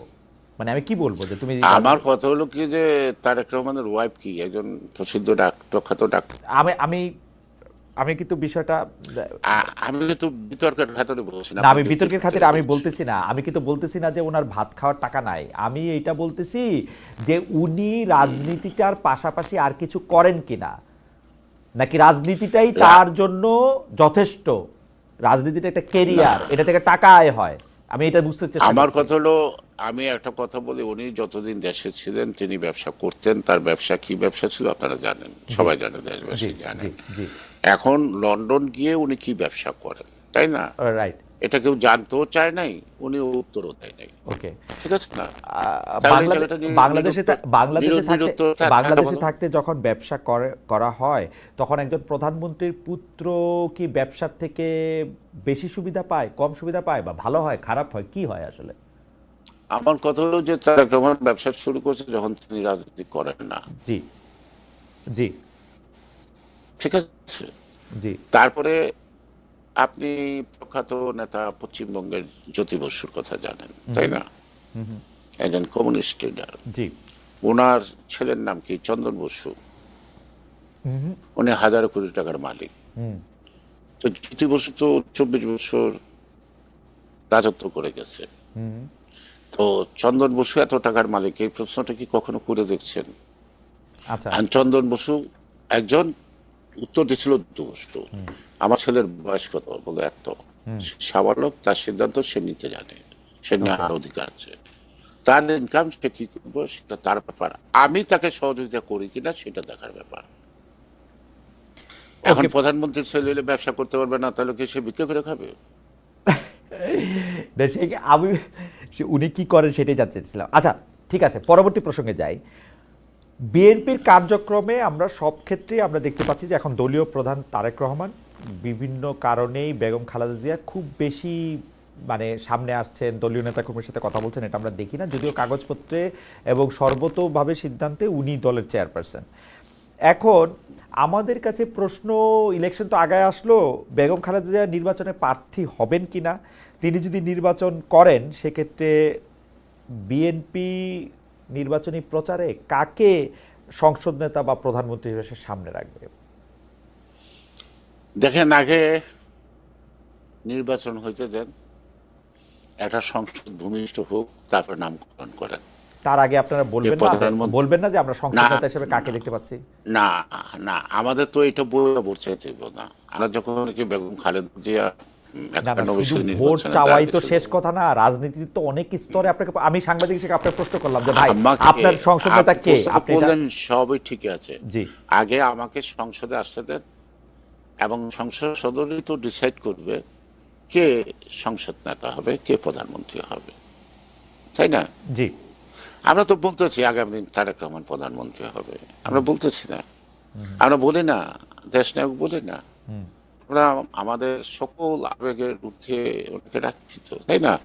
তার অর্থ যে আমরা খালেদা জিয়াকে ফেলে দিচ্ছি তা তো না, তিনিও তো একটা অনুপ্রেরণা। আর এই যে রাজনৈতিক সিদ্ধান্তের ক্ষেত্রে ম্যাডাম স্বাস্থ্যগত কারণে বেশি সময় কথা বলতে পারে না, খুব আস্তে আস্তে কথা বলে, সেই কারণে আমারও তো মন চায় ম্যাডামকে মাঝে মাঝে দেখতে যাই, কিন্তু খবর নেই। আমরা ডাক্তারের মাধ্যমে খবর নেই, বাড়ির মাধ্যমে খবর নেই, হ্যাঁ দেখি যে না তেমন ততটা উনি সুস্থ না, সেই কারণে হয়তো আমরা কম যাই। যখন মাঝে মাঝে যাই আমরা বসি, কথা বলে, উনি শুনে, ঠিক আছে। আর আবার কনস্টিটিউশন বলে যে on behalf of chairperson senior vice chairman will act as chairman, সেই কারণেই চেয়ারম্যানের মধ্যে দায়িত্বটা, সকল ক্ষমতাটা উনি দায়িত্বটা পালন করতে আছে। ইট ডাজ নট মিন যে তারেক রহমান এই দল চালাইতে গিয়ে সে তারা আমার সাথে অথবা চেয়ারপারসনের সাথে কোনো আলাপ করে না, কোনো পরামর্শ নেয় না, তা তো না। এইখানে একটা বিভাজন, একটা বিতর্ক সৃষ্টি করার কোনো প্রয়োজন নাই। এটা কে ছোট কে বড় এই কথা বলা জিজ্ঞেস করতে দরকার নাই। অবস্থার পরিপ্রেক্ষিতেই তো তারেক রহমানকে এই দায়িত্বটা পালন করতে হয়েছে নাকি? জি ম্যাডাম যদি গ্রেপ্তার না হতেন, তাকে যদি এতদিন দীর্ঘদিন আটকে কিন্তু না আমি রাখতো, তাহলে তো ম্যাডামই তো না দলটা না, চালাতেন। আমি কিন্তু ছোট বড় প্রসঙ্গটাই তুলতেছিলাম না, কারণ বেগম জিয়া যদি এই মুহূর্তেও সকল ধরনের রাজনীতি থেকে অবসর নেন, তার জায়গা বাংলাদেশের ইতিহাসে তার মতোই থাকবে, বিএনপির ইতিহাসে তো অবশ্যই তার জায়গায় তার মতো থাকবে। আমি বলতেছি বিষয়টা পরিষ্কার করার কথা, বিএনপি রাজনীতিকে বিষয়টা- বিএনপি রাজনীতিকে বিষয়টা- কেমন জানি ঘোলা না, লাগে, মানে ঘোলা না, না, রাজনীতি বিএনপি করে। আমি খালেদ ভাই শোনেন, আমরা তো শিষ্য, আমরা তো সমর্থক, আমরা তাদের সহকর্মী, আমরা তাদের সহযোগী নাকি? জি আমরা লালিত পালিত জিয়া রহমান দ্বারা, তারপরে লালিত পালিত আমরা থেকে আমাদের নেতৃত্ব দ্বারা, এখন আমরা আমাদের নেতৃত্বে আছেন তারেক রহমান। আমাদের কাছে কেউ ছোট কেউ বড় তো না, তাই না? আমি সুতরাং ম্যাডামের, আমি একটা বলি, ম্যাডামের প্রতি কারো কোনো রকমের ই নাই, এমনকি যারা বিএনপি করে না তাদেরকেও ম্যাডামকে এখন পছন্দ করে। এখন ম্যাডামকে শুধু বিএনপি নেতৃত্ব বলতে চলবে না, এখন বাংলাদেশের একজন শীর্ষ নেতৃত্বই না, এটা অভিভাবকের পর্যায়েও আছে উনি। তো এখন ম্যাডামের শরীর স্বাস্থ্য বিবেচনা করে উনি তো আমাদেরকে সিদ্ধান্ত দেবেন, তাই না? এই ব্যাপারে তো আমার কোনো Okay. সন্দেহ নাই। এবং ফাইনাল সিদ্ধান্ত যখন হবে, নিশ্চয়ই যত ক্ষীণকণ্ঠই হোক, যত উনি অসুস্থই থাকুক না কেন, নির্বাচনের আগে উনি তো নিশ্চয়ই আমাদের পরামর্শ দেবেন নির্বাচনের ব্যাপারে, তাই না? ওকে তখন উনি যদি উনি নির্বাচন করতে পারে, আমরা মানা করবো, এই কথা কেন আসবে? আমরা তো চাইবো ম্যাডাম নির্বাচন করুক। আর ম্যাডাম আপনাদের চাওয়াটাই আমরা একটু বুঝতে চাই, আর তো কিছু না, মানে আমাদের দলের মধ্যে এমন কোন বেকুবের জন্ম হয় নাই জি যে এরা বলবে যে ম্যাডাম নির্বাচন না করুক। আচ্ছা সেটা ম্যাডাম তার নিজেকে, তার শরীর স্বাস্থ্যের বিবেচনা করে উনি সিদ্ধান্তটা সেই নেবেন। সেই সিদ্ধান্তটা আর সিদ্ধান্তটা সেই সিদ্ধান্তটা কি এখনো নেবেন। নেওয়া হয় নাই, তাই তো? নির্বাচনটা পরিচালনাও উনি করবেন, নির্বাচনে দাঁড়াইলেও করবেন, না দাঁড়াইলেও করবেন, ওকে। এটাই আমরা বুঝি, বেগম খালেদা জিয়া এটাই বুঝি। বেগম খালেদা জিয়া নির্বাচন আর মাঠের জি। মাঠের যে অ্যাক্টিভিটিসটা আছে, অর্গানাইজেশনের যে অ্যাক্টিভিটিসটা আছে, সঙ্গত কারণেই তারেক রহমানকে দিন রাত্রি পরিশ্রম করে দলটাকে একত্রিত উনি রাখতে পারছে, এটা তার কৃতিত্ব। বেগম এটাই তার কৃতিত্ব। বেগম এত জিয়া দলটাকে ভাঙার চেষ্টা খালেদা জিয়া ভাঙতে নির্বাচন পারে। করবেন কি করবেন না এই সিদ্ধান্ত এখনো নেওয়া হয় নাই। না না, আমরা সিদ্ধান্ত নিব কেন? এটা তো ম্যাডাম নিজেই নেবে। ম্যাডাম এই সিদ্ধান্ত এখনো নেন নাই, সেটা তো মানে সিদ্ধান্ত নিছেন কিনা সেটা আমরা জানি না, তাই তো? না, এটা নিয়ে তো আলোচনা হয় না, আলোচনার সময় তো আসে নাই। আলোচনার সময় আসলে তো উনি আমাদেরকে ডাকবে। অ্যাবসলিউটলি, মানে আলোচনার সময়ও আসে নাই, মানে উনি নির্বাচন করবেন কিনা, পলিটিক্সে থাকবেন কিনা, প্রধানমন্ত্রী হবেন কিনা, এটা কিছু সিদ্ধান্ত নেন নাই। আপনি কি একসময় যেভাবে কথা বলা হচ্ছে নির্বাচন তারিখ টারিখ ইত্যাদি ইত্যাদি, আপনি কি নিশ্চিত যে একসময় যে হয়ে যাবে? আমি তো নিশ্চিত আমি তো যদি হয়। আমি তো উপর দিয়ে দেখি শুধু, সেজন্য আমি বুঝি যে নির্বাচন হবে। না না, ধরেন 7 সালে যে নির্বাচনের নমিনেশন সাবমিট হয়ে গেল, জি আওয়ামী লীগ প্রত্যাহার করলো, জরুরি আইন আসলো, নির্বাচনের প্রচারণা থেকে মাঠে থেকে সবাই সরে এলো, কে গ্রেপ্তার হইলো, খেয়াল করেন। জি অর্থাৎ ইলেকশনটা, আমি যেটা বলতে চাইছি বারবার, নির্বাচনের ফলাফল ঘোষণার আগ মুহূর্ত পর্যন্ত নির্বাচনীয় আশঙ্কাটা থাকবে মানুষের মধ্যে, নানা কারণে নানা ব্যাপারে ওকে। থাকবে, কিন্তু তারপরে বিশ্বাস করতে চাই যে নির্বাচনটা হবে।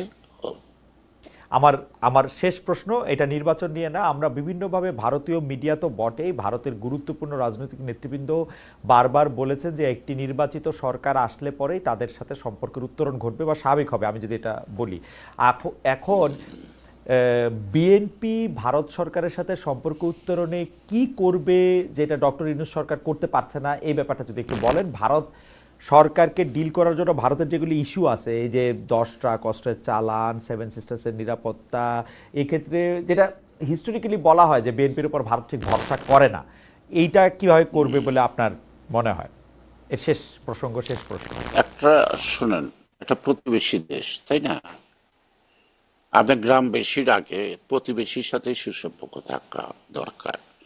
সেই সুসম্পর্কটা কিন্তু রিজনেবল নাকি, পারস্পরিক মর্যাদা, পারস্পরিক আমার কোনো ক্ষতি হয় কিনা সেটা তো আমাকে বিবেচনা রাখতে হবে। আমার যে অধিকারগুলি আছে, আবদার না, আমার তিস্তা, আমার ফারাক্কা, এটা তো আমার অধিকার। সে অধিকারগুলি তো তারা এখনো নিষ্পত্তি করে নাই, কিন্তু আমার বাড়ির উপর আসবে যাবে, আমাকে ট্যাক্স দিতে হবে না, সেভেন সিস্টেম রক্ষা করবে, বন্দর তদারকি করবে, এখানে সে সিকিউরিটি ক্যামেরা বসাবে, কত কিছু ব্যাপার আছে, তাই না? এখন আমরা তো বন্ধুত্ব চাই, আমরা তো দাদাগিরি চাই না, অবশ্যই বন্ধুত্ব চাই। প্রতিবেশীর সাথে বন্ধুত্ব থাকাটা জরুরি। ঝগড়াঝাটি করে সময় নষ্ট হয়। এবং খালেদা জিয়ার একটা সুস্পষ্ট বাণী আছে, বিদেশে আমাদের বন্ধু আছে, প্রভু নাই। ঠিক আছে, সেখানে বিদেশ বলতে কি ভারতও বোঝায়, চীনও বোঝায়, আমেরিকা বোঝায়, সকল রাষ্ট্রই বোঝায়। আমরা সকল রাষ্ট্রের সাথেই আমাদের স্বাধীনতা, সার্বভৌমত্ব, জাতীয় স্বার্থ অক্ষুণ্ণ রেখে যার সাথে যতটুকু আদান প্রদানের মধ্য দিয়ে বন্ধুত্বটা সুরক্ষিত হয়, এবং আমাকে গ্লোবালিও চিন্তা করতে হবে, সব কিছু মিলাই সেভাবেই তো আমাকে চলতে হবে। তো সুতরাং আমরা ভারতের সাথে সম্পর্ক রাখবো না, বা ভারতের সাথে আমরা সম্পর্ক করব না, ভারতের সাথে কি আমাদের সাথে সম্পর্ক ছিল না? সেখানে তো কোনো টানপোড়েন নাই। আজকে দেখেন, আপনার কাছে তো নিউজ থাকার কথা, যদি আমি নিজের কানে শুনিনি, কালকে জন্য বলতেছিল যে ত্রিপুরার মুখ্যমন্ত্রী আর আসামের মুখ্যমন্ত্রী তারা প্রকাশ্য কেন্দ্রীয় সরকারকে আহ্বান করছে, হ্যাঁ, বাংলাদেশে ভারতীয় সৈন্য ঢুকানো, তা আওয়ামী লীগ এবং শেখ হাসিনা অকৃত বন্ধু তাকে এখানে আনা, মানে যে কটু কথা বাদ দেন, এই যে দুইটা করা, ওই যে তাদেরকে কেন্দ্রীয় সরকারকে বলা ভারতের ভিতরে, মানে বাংলাদেশের ভিতরে ঢোকা, এই শব্দটার উত্তরটা কেন্দ্রীয় সরকার কি দিচ্ছে আমি জানি না। এই উত্তরটার উপরে তো নির্ভর করে যে তাদের টেন্ডেন্সিটা কি, তারা আমাদের সাথে কি ধরনের সম্পর্ক রাখতে চায়, তাই না? ওকে। তো সুতরাং আজকে দেখে দিল্লিতে, কলকাতাতে ইচ্ছা করলে আওয়ামী লীগ বড় বড় মিছিল বের করতে পারে, এত লোক। তারা কি এখন কি 71 সাল মনে করে যে ভারত তাদের পক্ষ এটা করবে? আর সেই ক্ষেত্রে তাদের অফিস করা, এটা করা, সেটা করা, নানা কিছু করার ব্যাপার আছে।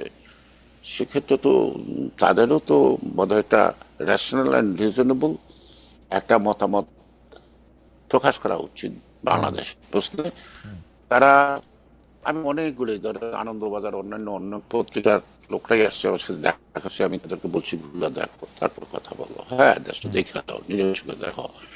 তারা জেনে শুনো, হ্যাঁ, তার একের পর এক, হ্যাঁ, প্রভাগান্ডা চালিয়ে যাচ্ছে, প্রভাগান্ডা চালিয়ে যাচ্ছে, তাই না? তা এখন প্রশ্নটা হলো যে ভারত বৃহত্তম দেশ হতে পারে, আমি ক্ষুদ্র দেশ হতে পারি, ভারতের প্রধানমন্ত্রীর মর্যাদা আমাদের দেশের প্রধানমন্ত্রীর মর্যাদা তো একই, যে ছোট বড় তো প্রশ্ন না, ঠিক জি না? জি। সুতরাং আমি বললাম যে আমি চীনের সাথে সম্পর্ক ভারতের সাথে করুন না, মনে হয় যে আপনি আপনার বক্তব্য পরিষ্কার করেছেন। জনাব গয়েশ্বর আগে চৌধুরী, সবার সাথে সম্পর্ক, আমেরিকা জনাব গয়েশ্বরচন্দ্র রায়, আপনাকে অনেক অনেক ধন্যবাদ আপনার সময়ের জন্য। অনেকগুলি বিষয় নিয়ে যে গয়েশ্বরচন্দ্র রায় আজকে কথা বলেছেন, বিএনপির রাজনীতিটা কীরকম সেটাও তিনি পরিষ্কার করেছেন। আপনাকে আপনার বক্তব্যের জন্য আমরা অনেক ধন্যবাদ জানাই। দর্শক, আবারও দেখা হবে আপনার সঙ্গে নতুন